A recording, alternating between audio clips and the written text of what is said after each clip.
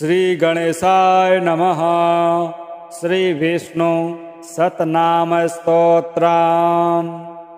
वासुदेवं हृषिकेशं वामनं जलशायिनं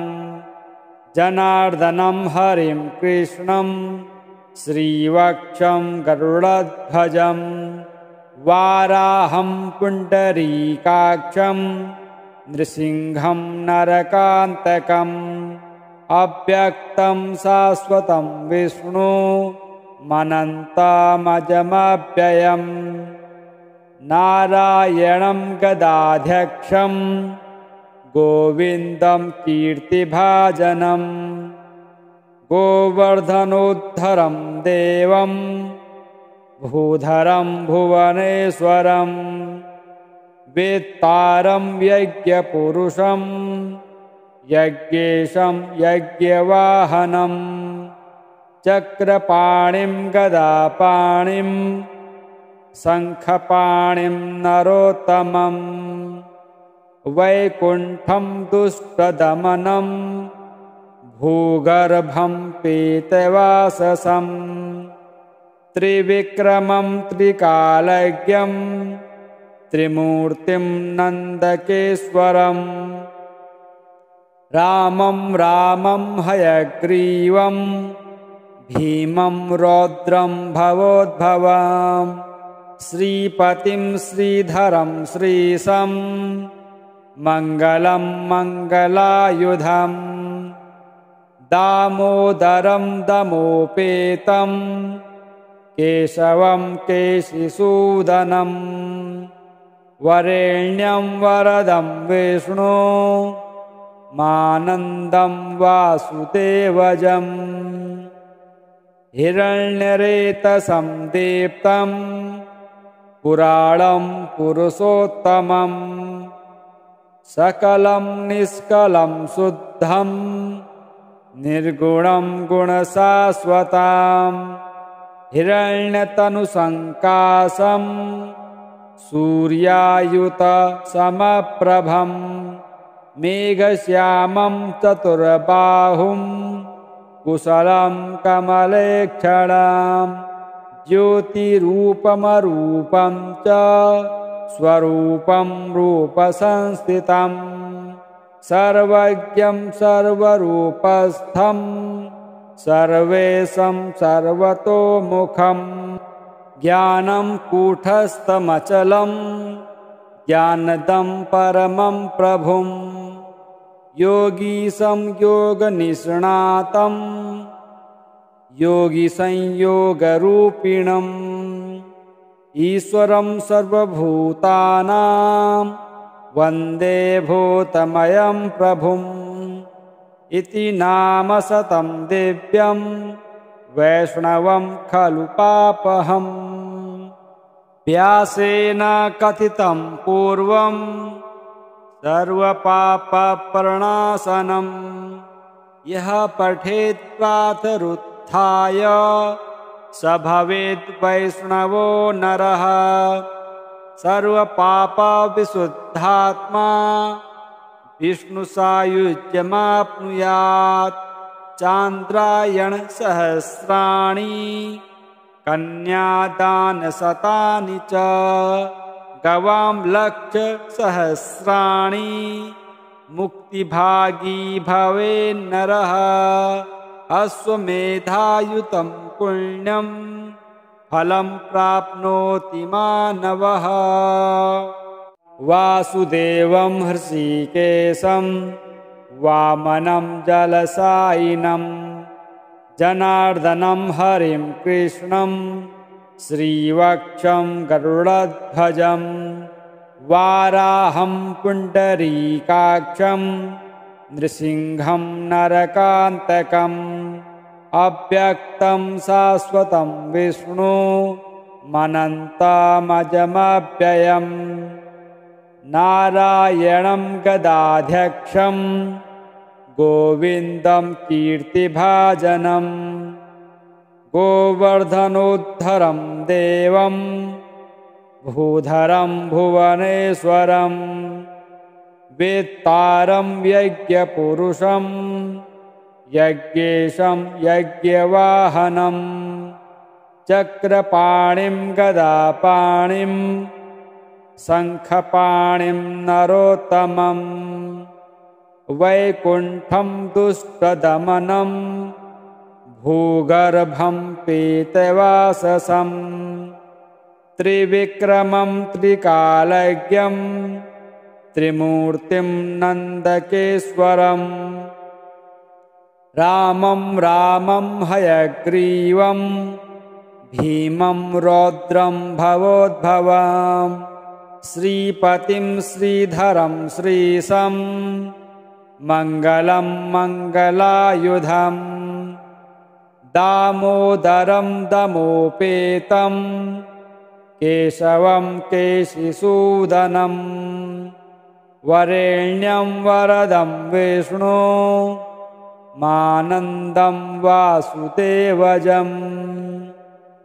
हिरण्यरेतसं दीप्तं पुराणं पुरुषोत्तमं सकलं निष्कलं शुद्धं निर्गुणं गुणशाश्वतं हिरण्यतनुसङ्काशं सूर्यायुतसमप्रभं मेघश्यामं चतुर्बाहुं कुशलं कमलेक्षणं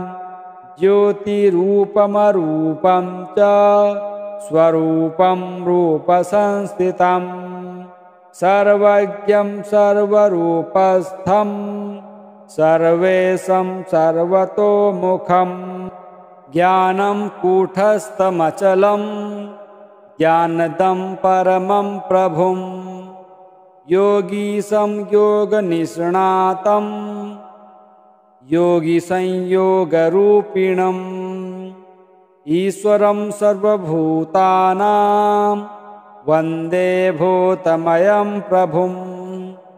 इति नाम शतं दिव्यं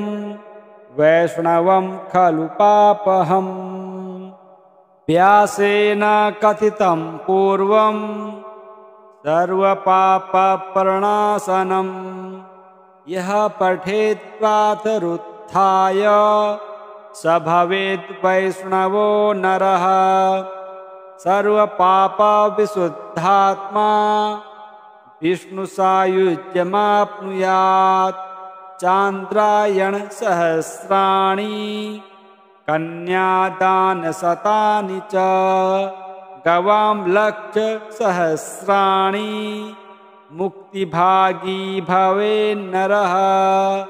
अश्वमेधायुतं पुण्यं फलं प्राप्नोति मानवः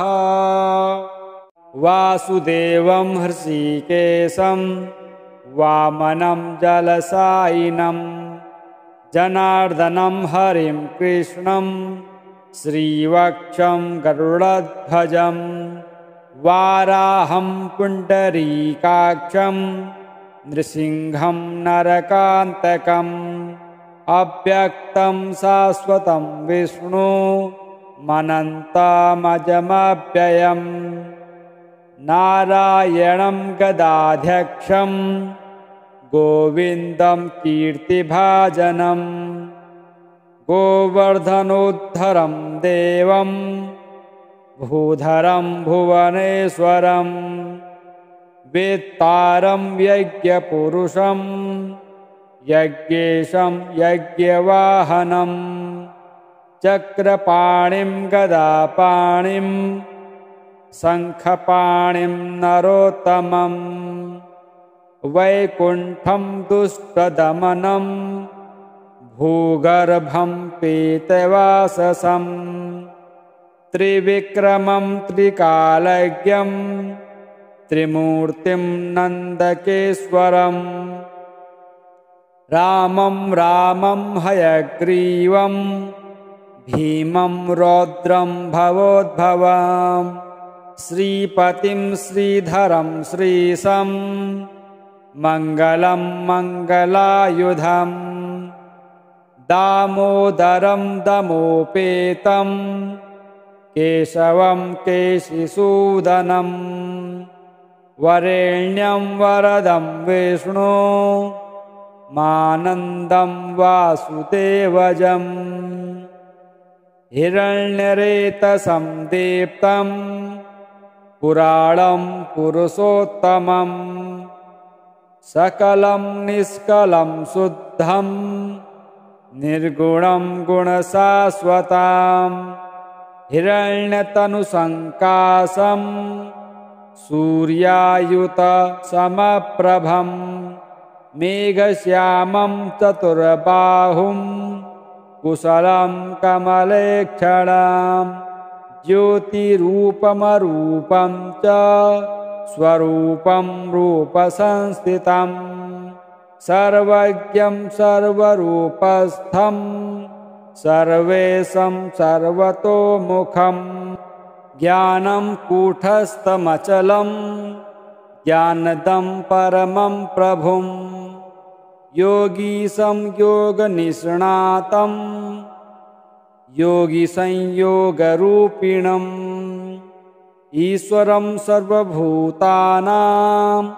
वन्दे भूतमयं प्रभुम्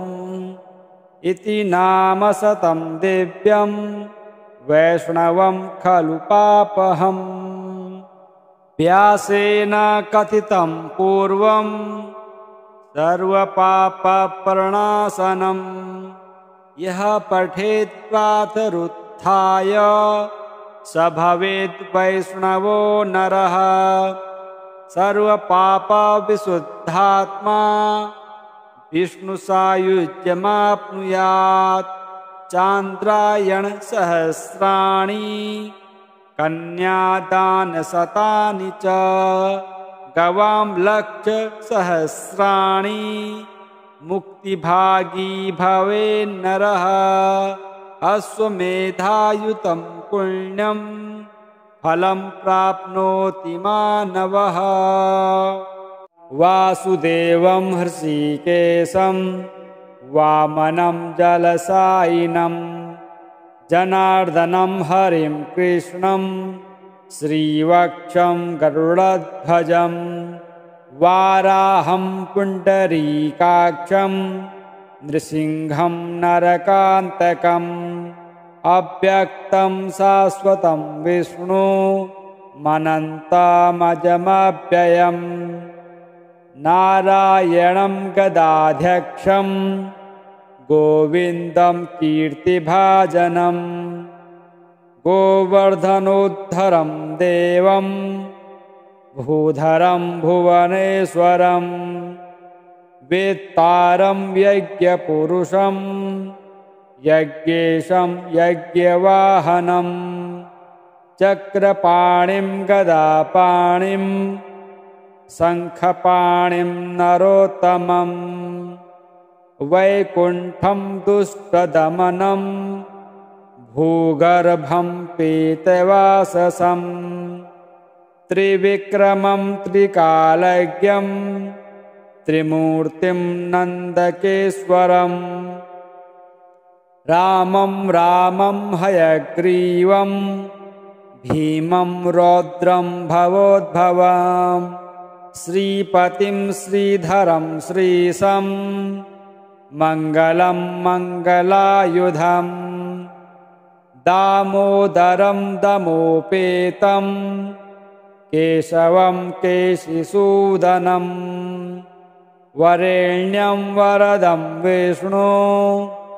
मानन्दं वासुदेवजम् हिरण्यरेतसं दीप्तं पुराणं पुरुषोत्तमं सकलं निष्कलं शुद्धं निर्गुणं गुणशाश्वतं हिरण्यतनुसङ्काशं सूर्यायुतसमप्रभं मेघश्यामं चतुर्बाहुं कुशलं कमलेक्षणं ज्योतिरूपमरूपं च स्वरूपं रूपसंस्थितं सर्वज्ञं सर्वरूपस्थं सर्वेशं सर्वतोमुखं ज्ञानं कूटस्थमचलं ज्ञानदं परमं प्रभुं योगीशं योगनिष्णातं योगिसंयोगरूपिणम् ईश्वरं सर्वभूतानां वन्दे भूतमयं प्रभुम् इति नाम शतं दिव्यं वैष्णवं खलु पापहम् व्यासेन कथितं पूर्वं सर्वपापप्रणाशनं यः पठेत्प्रातरुत्थाय स भवेत् वैष्णवो नरः सर्वपापविशुद्धात्मा विष्णुसायुज्यमाप्नुयात् चान्द्रायणसहस्राणि कन्यादानशतानि च गवां लक्षसहस्राणि मुक्तिभागी भवेन्नरः अश्वमेधायुतं पुण्यं फलं प्राप्नोति मानवः वासुदेवं हृषीकेशं वामनं जलशायिनं जनार्दनं हरिं कृष्णं श्रीवक्षं गरुडध्वजं वाराहं पुण्डरीकाक्षं नृसिंहं नरकान्तकम् अव्यक्तं शाश्वतं विष्णु मनन्तमजमव्ययम् नारायणं गदाध्यक्षं गोविन्दं कीर्तिभाजनं गोवर्धनोद्धरं देवं भूधरं भुवनेश्वरं वेत्तारं यज्ञपुरुषं यज्ञेशं यज्ञवाहनं चक्रपाणिं गदापाणिं शङ्खपाणिं नरोत्तमं वैकुण्ठं दुष्टदमनं भूगर्भं पीतवाससं त्रिविक्रमं त्रिकालज्ञं त्रिमूर्तिं नन्दकेश्वरं रामं हयग्रीवं भीमं रौद्रं भवोद्भवम् श्रीपतिं श्रीधरं श्रीशं मङ्गलं मङ्गलायुधम् दामोदरं दमोपेतं केशवं केशिसूदनं वरेण्यं वरदं विष्णु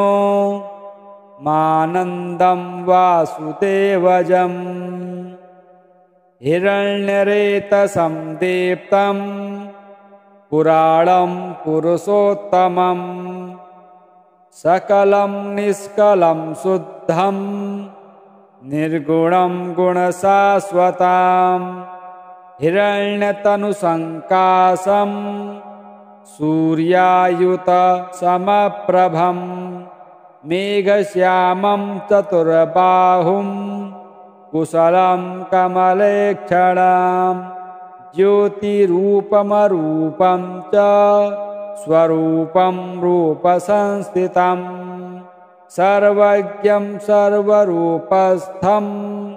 सर्वेशं सर्वतोमुखं ज्ञानं कूटस्थमचलं ज्ञानदं परमं प्रभुं योगीशं योगनिष्णातं योगिसंयोगरूपिणम् ईश्वरं सर्वभूतानां वन्दे भूतमयं प्रभुम् इति नाम शतं दिव्यं वैष्णवं खलु पापहम् व्यासेन कथितं पूर्वं सर्वपापप्रणाशनं यः पठेत्प्रातरुत्थाय स भवेत् वैष्णवो नरः सर्वपापविशुद्धात्मा विष्णुसायुज्यमाप्नुयात् चान्द्रायणसहस्राणि कन्यादानशतानि च गवां लक्षसहस्राणि